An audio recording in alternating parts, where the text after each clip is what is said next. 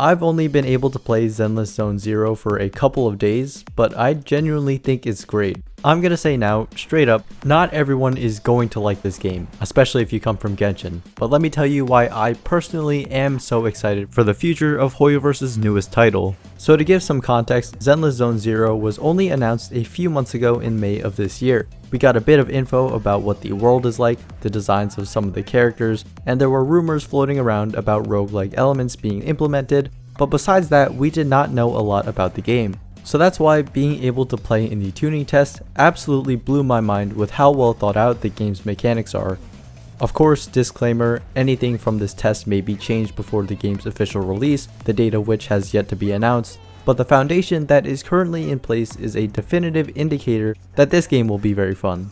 Let's get right into what you are probably most interested in, the core gameplay loop. Combat in this game is more akin to Honkai rather than Genshin. You have a team of 3 members, and you traverse a small enclosed area to kill all enemies that pop up. We'll talk more about the depth of combat in a bit, but first I think we should discuss the other half of what the main gameplay consists of.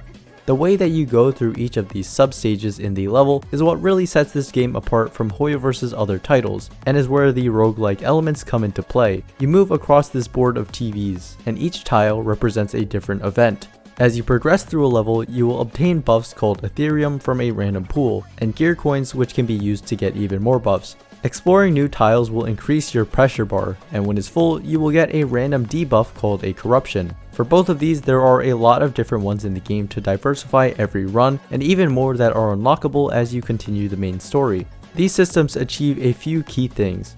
First, they create a risk versus reward type of system where you can opt towards getting more rewards and buffs in exchange for fighting more battles and acquiring more corruptions. This also creates a requirement of player skill to be able to evaluate the situation and make the decision that will most help you succeed. And lastly, despite buffs being ranked B, A, or S based on how powerful they are, every buff seems useful in its own way. This, compounded with corruptions actually doing a good job of disrupting your gameplay, makes it feel like these systems actually matter. Especially with the one-time power-ups you have access to, you have to consider your options if you want to win in a harder level.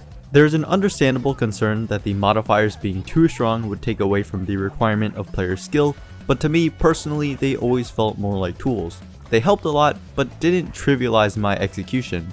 It would seem that this game's difficult content does not hold back. The first challenge stage recommends you use level 10 characters, and so I used a team of 3 level 10s thinking it would be fine. It was not easy. I was 2 hits away from dying at the final boss, and it was really exhilarating. If you wanted to grind past the level barrier and come back to the stage, sure you could, and it'd probably be easy, but if this is the level of difficulty I can expect to be presented to me, that's something to be excited about. I promise we'll get back to the combat in a second, but I also want to shout out how much opportunity for uniqueness inherently lies in the TV gameplay.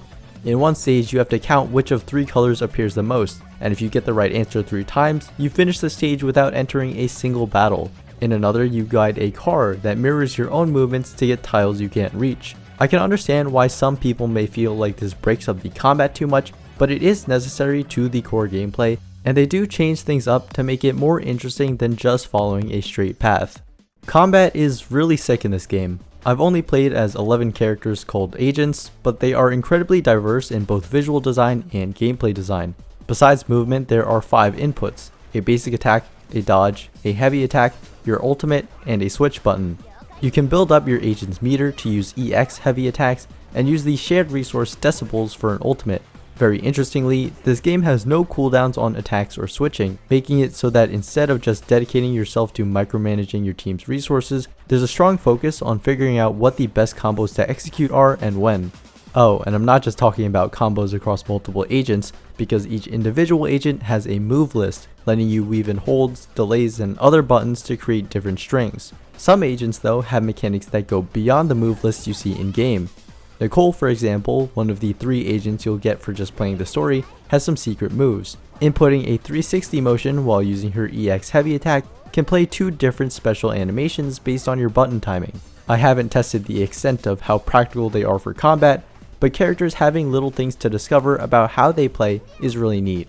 Nicole is also interesting in that her attacks are empowered when she has ammo, which she can reload through certain actions. Some other core mechanics include switch combos, where characters will finish their attacks as you swap in, staggering enemies, which lets you execute all your ultimates in a row and then do bonus damage, and attack types, which are a combination of a damage type and an element, each of which are better against specific kinds of enemies. Alright, so we've talked enough about what you do once you're in a level, but there is a good amount of preparation that can be done beforehand. Each agent can level up, and every 10 levels you promote them to increase the maximum by another 10 levels. As expected, leveling up increases your base stats. You can upgrade the 4 individual skills, with dodge powering up your dash attack and counter attack. Each agent starts at 1 star and can be raised up to 5 with a unique per character currency, allowing you to unlock extra talents. And lastly, there are 6 equipment slots that boost specific stats that also have 2 and 4 set piece bonuses. These items are acquired through an NPC that gives you random rolls, similar to artifact farming in Genshin Impact, but this implementation does some pretty interesting things. First, once you get your account to level 10, you can choose a specific slot to roll for at twice the cost. Currently, there is no way to farm for a specific set, but there are locked out sections on the menu, so maybe that will come later. Rather than upgrading equipment with other equipment, you dismantle to get both a third of a standard roll and the upgrade resource, rather than one or the other. It's also different from Genshin in that the resource used to acquire them is given to you in normal missions. This means you can farm them just by playing the game. You don't have to go to the equivalent of an artifact domain, which is especially relevant given the game's energy system. Yes, this game will be free to play, and that means there will be microtransactions somewhere. You have 120 maximum energy. Standard levels cost 30 energy, meaning you can do 4 at a time, and challenge stages cost 40, meaning 3 at a time. Levels on the main story, however, only cost 20, so you can do 6 at a time. However, certain things will reward you with excess energy. It unfortunately doesn't store as a resource, meaning it'll just be overflowed and you won't generate more, but at least you won't be bottlenecked by it at the beginning of the game. Because you can't really play without energy, this game seems much more like a pick up and play on your phone type of game rather than promoting long sessions like Genshin. You can get a full refill on energy using 60 of the premium currency called film. This test doesn't have an actual shop, so we don't yet know what the real money conversion rates will be. In this test we were given 8 bonus characters for free, but it's a pretty safe assumption they'll be unlocked through gacha. There's also an in-game shop that sells the star level ascension items, costing 5,000 film to get a character from base level to max. Now it's unclear if the full game will have this kind of shop, but the way the ascension system works leads me to believe there will be a hybrid of this and gacha. Because they are unique to each character, they are probably based on duplicates like constellations. However, you need 100 of these agent profiles to max out. The only reason why I could see them making it 100 and not a smaller number like 10 or 5 is because we would be able to somehow acquire smaller amounts at a time. Of course, I can't say for certain, but I think it's likely that we will be able to acquire these for free in some capacity in the official release of the game. At least for the lower rarity characters, since the ones playable all have the purple rarity and not the highest golden rarity.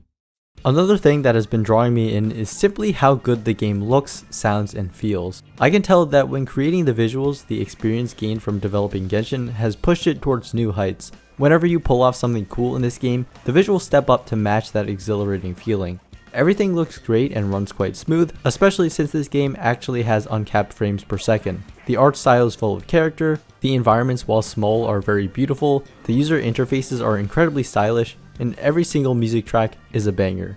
Like, the concept of having CDs fill in the bullets of a revolver as the game's equipment system absolutely blew my mind with how creative and on theme it is. The pre-rendered 3D cutscenes are great, but I also adore the comic-styled ones, and even if you don't like them, you can actually just skip past them in this game. The dialogue portions between characters are also really expressive and fun to look at. The hub world will feel cramped if you're expecting an open world area, but considering that the locations within it are meant to provide you services, like this ramen shop that will give you a buff for your next 3 missions, I don't really mind everything being close together. The NPCs walking around is really cool, and I also expect things to feel a bit more livelier as more stuff is unlocked and added. And lastly, let's touch on the story. I know it's not everyone's thing, and that's okay, but I personally did like what we saw.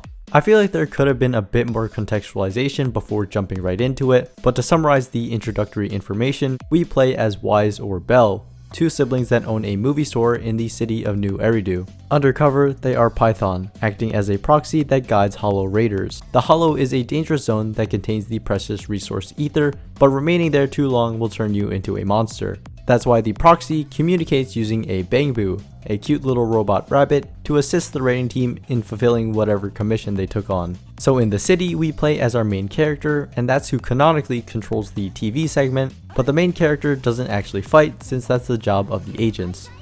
There's still a lot more to the game that I want to learn about, but these were some reasons why you might want to keep this game on your radar. There are definitely some kinks to iron out in terms of finding the right balance between the different types of gameplay, but I think this game has a lot of potential, and I'm looking forward to what else is to come in Zenless Zone Zero. I hope you learn more about the game through this video, and as always, thank you for watching.